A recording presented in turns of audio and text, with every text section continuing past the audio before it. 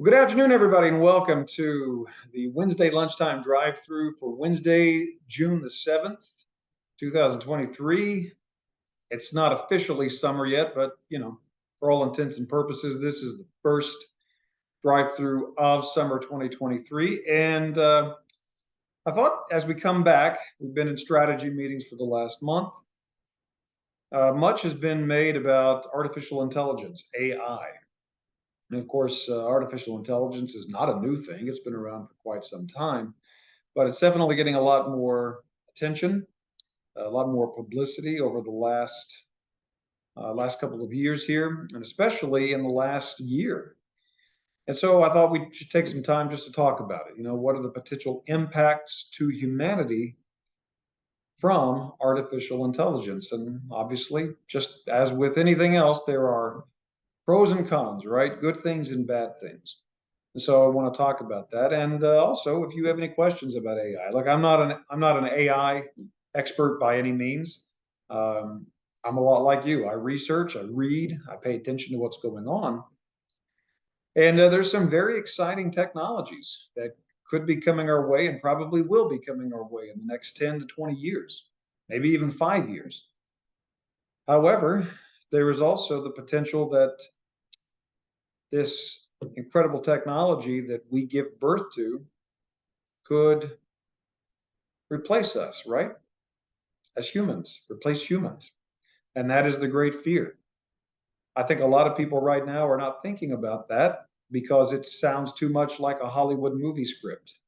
We've seen The Terminator, we've seen The Matrix, we've seen a variety of movies, even going back to movies of the 1950s. You had robots that were replacing humans.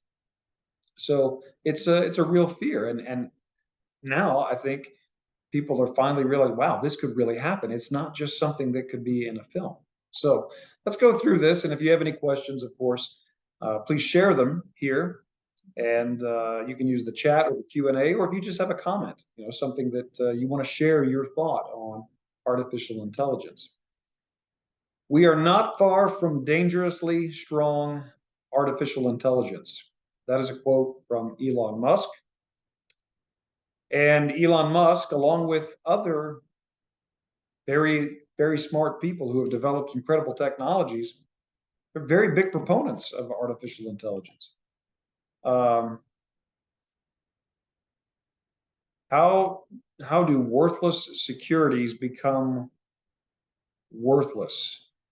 That's from JD. That's a question. How do worthless securities become worthless?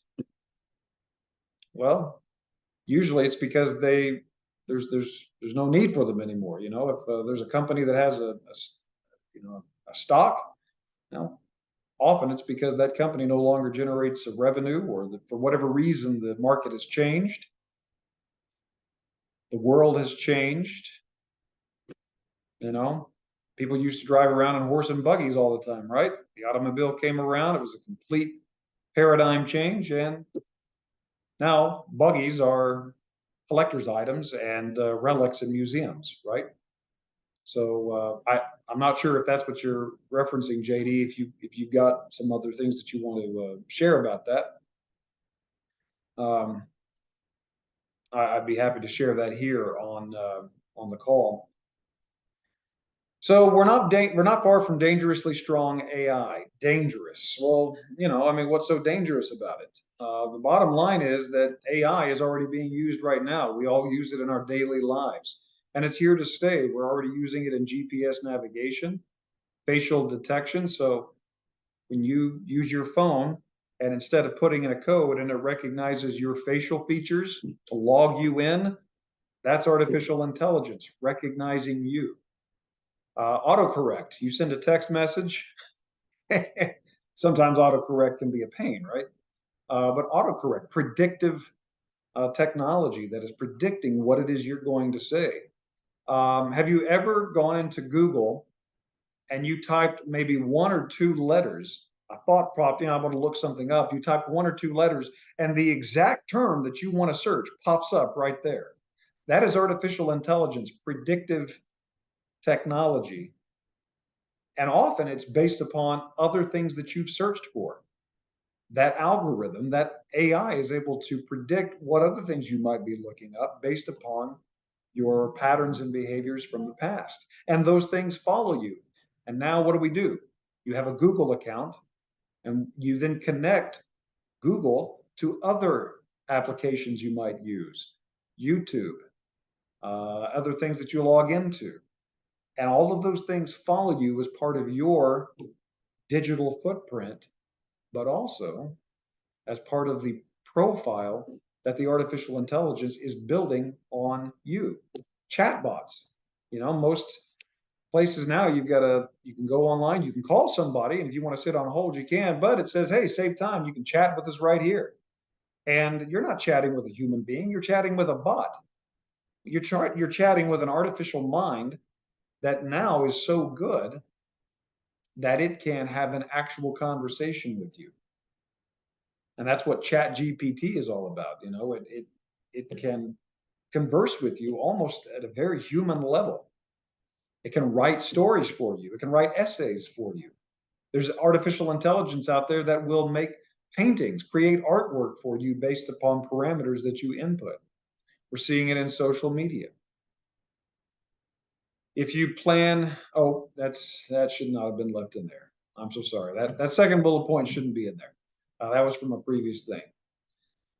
Clearly, artificial intelligence did not help me with getting rid of some of my old content. But the point is, we're not going to get rid of it. So how do we use it? The question is not, is artificial intelligence going to grow? That's a given. It is, how are we going to use it? How are we going to manage it? And what will the impact be to us? So let's talk about some of the things that in the next, several years, we are likely to see artificial intelligence play a role in our daily lives. So how will AI change the world over the next 20 years? Scientific exploration will explode. So right now, you think about scientific breakthroughs, things like that. You've seen breakthroughs with nuclear fusion technology. But as AI gets more and more powerful, and we rely on it more and more, we're going to see the potential for scientific breakthroughs accelerate exponentially, because now we've got these giant supercomputers, these thinking computers, machine learning, able to make these breakthroughs much faster and billions of computations in a matter of seconds that the human brain, if we could train ourselves, potentially it could, but we're not that quick. We can't do it. The human mind is still the most incredible computer ever designed by nature, by God. But most of us, we can't think as fast as a computer does. We can't process all that information.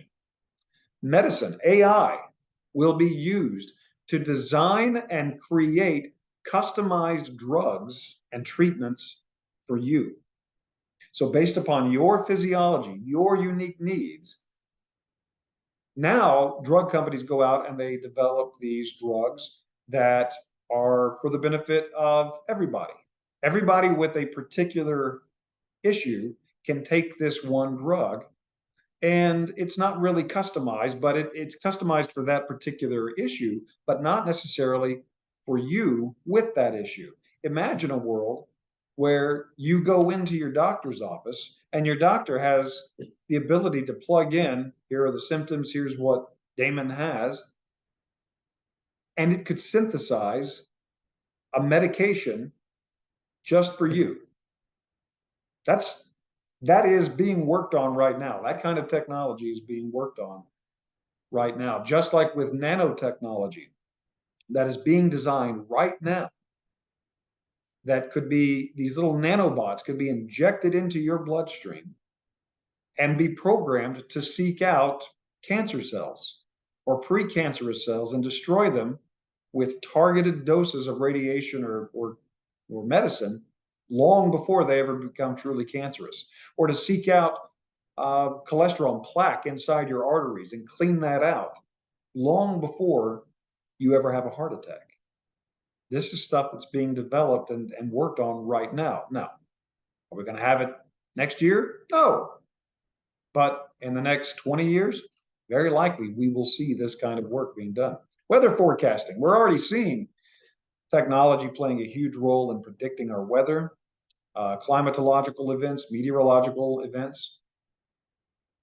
Well, now you're looking at this AI that can go back and in an instant analyze hundreds of years worth of data to predict not only your short range 10-day forecast that Mike Morgan or whoever has on the news for you, but also longer term weather events, possibly even predict down to the day when hurricanes are going to form.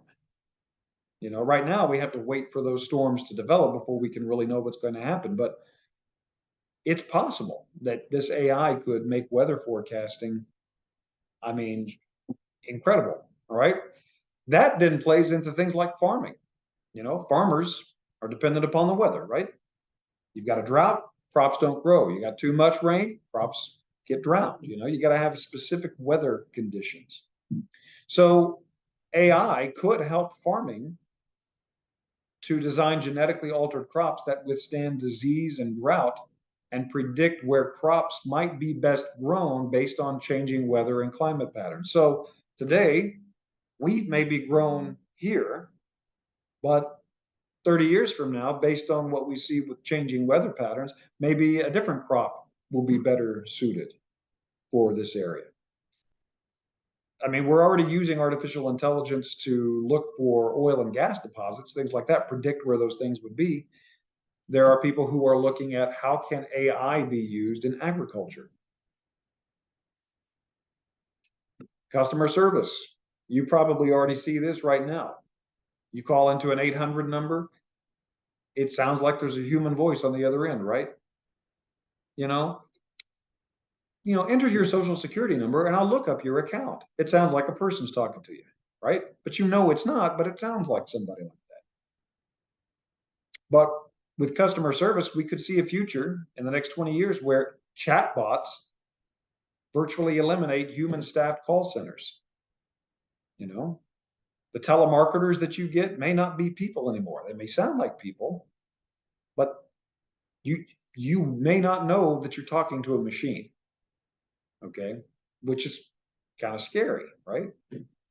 Financial services, my industry. You already have access to all kinds of information. Artificial intelligence could be used in the future and likely will be used to put even more detailed information in your hands that right now, you mostly economists and researchers. And I'm talking about the kind of information that the researcher that goes to the factory in China, talks to the factory manager, goes onto the floor and looks at the production line and sees what that company is doing to predict what impact it might have on the supply chain or other products or the stocks of various companies. Artificial intelligence could be used to gather that data and basically put you on the factory floor, boots on the ground, or at least that level of detail to help investors make better decisions, or possibly even predict when a company is going to have a major breakthrough that could boost its stock price and its earnings. So we're already seeing artificial intelligence make huge impact on financial services. Disease. Artificial intelligence is already being proposed. There's already a proposal out there to take as many of the world's viruses as we can plug into a computer, have the computer analyze all of these millions of pieces of DNA code, analyze these viruses, and develop vaccines and treatments that don't currently exist, and do it much faster than humans can do right now. Obviously, we already use technology to develop these things. And you think about COVID, right? I mean, when we really put our minds to it, in less than a year, or about a year, we came up with a vaccine. Human beings invented a vaccine that did not exist before. And we did that with this technology, but also with the use of computers. But there is a future coming when computers could potentially eradicate a lot of viruses. Imagine a world with No more common cold. You don't get a head cold anymore, right? Because they developed the ability to essentially wipe them out with vaccines or medication, things like that. Space exploration. Eventually, human beings are going to have to find another home.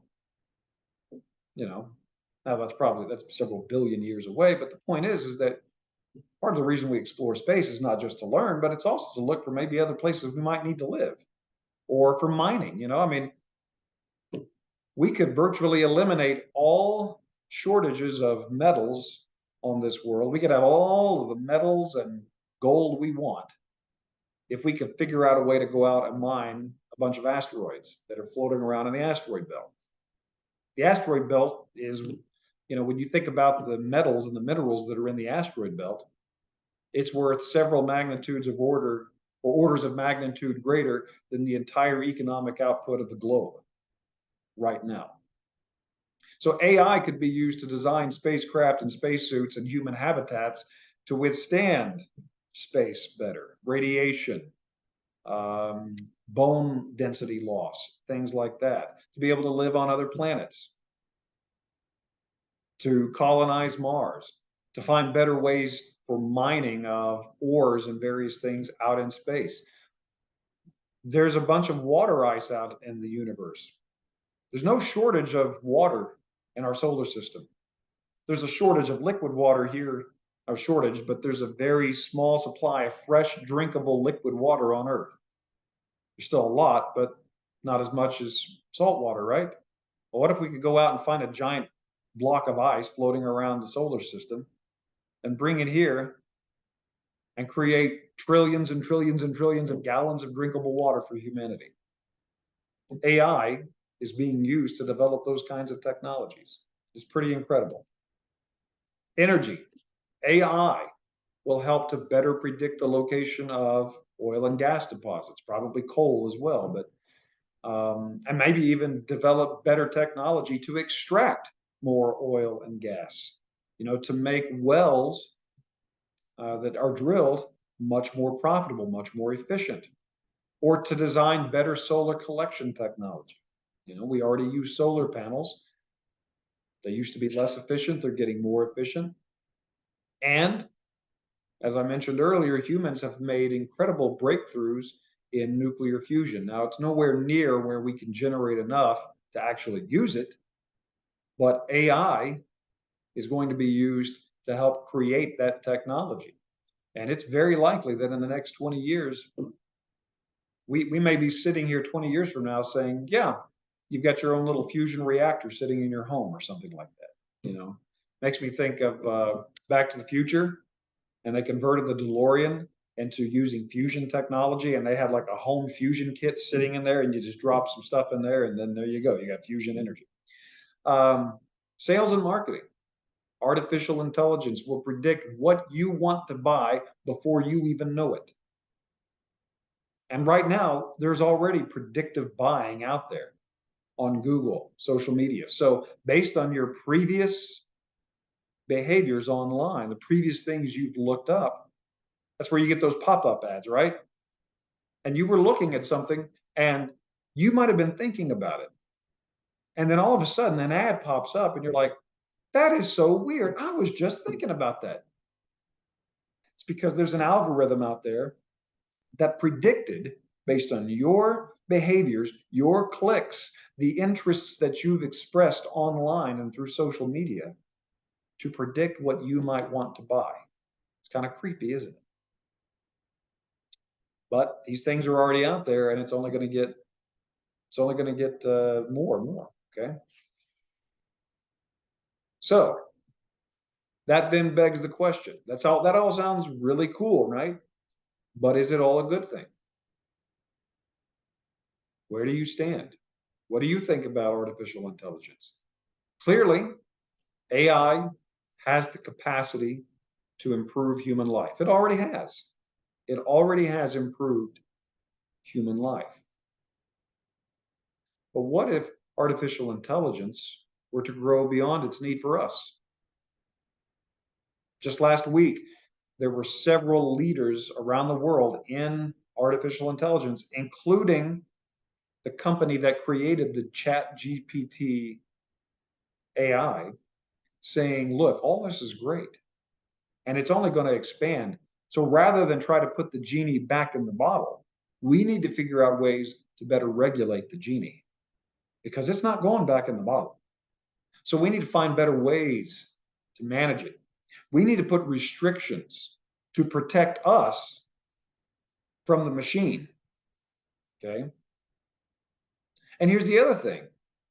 Will AI cause us to lose our need for each other? All right. I mean, one thing that technology has allowed us to do is to communicate over vast distances like this, right? Right here online, rather than sitting here face to face. We can still do that, but isn't it so convenient to do this? And then you can log off and then you can go about your day. You don't even have to leave your house.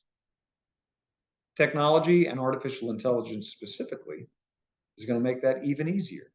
It makes it easier for us to communicate with each other. But when we don't actually interact with each other, you send somebody a text message, it's very impersonal, right? It's hard to tell tone of voice and body language. I would argue that the proliferation of social media has caused us as a species to be less patient with one another. We're kind of nastier to each other.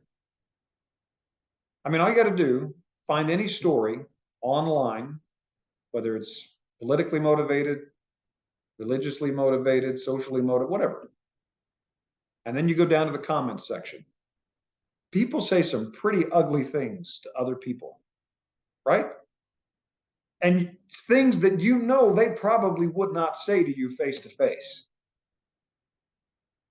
But it's very easy to be disrespectful. It's very easy to say horrible, mean, terrible things to people from behind a keyboard because you don't have to face them face. You don't have to look at them face to face, right?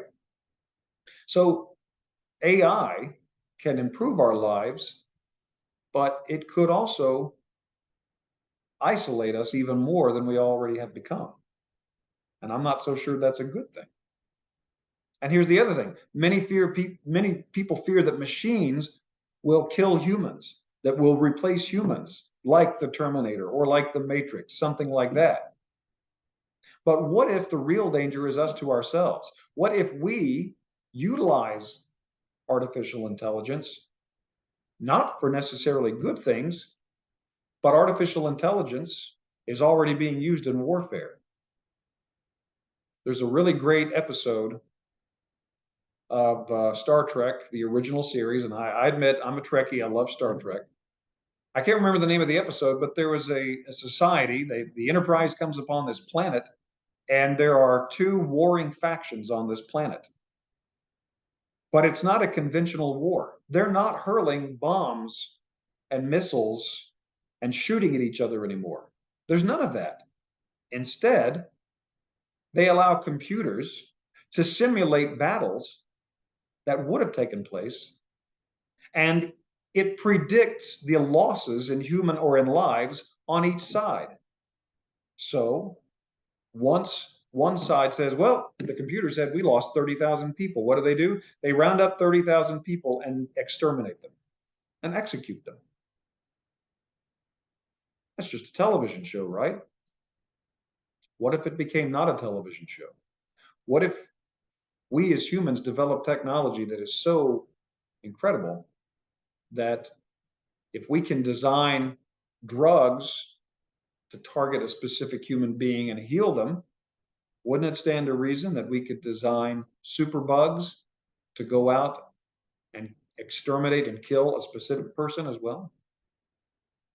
So what if the machines are not what we should fear, but it's each other and what we would do with the technology? Again, I'm not suggesting this would happen, but it's something that could happen, right?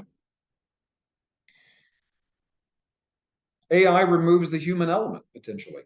AI makes it less necessary for us to interact directly. That's what I just said. And when somebody doesn't, when somebody is dehumanized, when they're no longer a person to you, but they're really just an avatar on a screen, and you don't actually see them, you don't actually talk to them, you don't have to look them in the eyes and say something. that can lead you to perceive them no longer as a person, but just as a thing behind a keyboard. And so sometimes we don't consider how what we say on the keyboard might impact somebody else.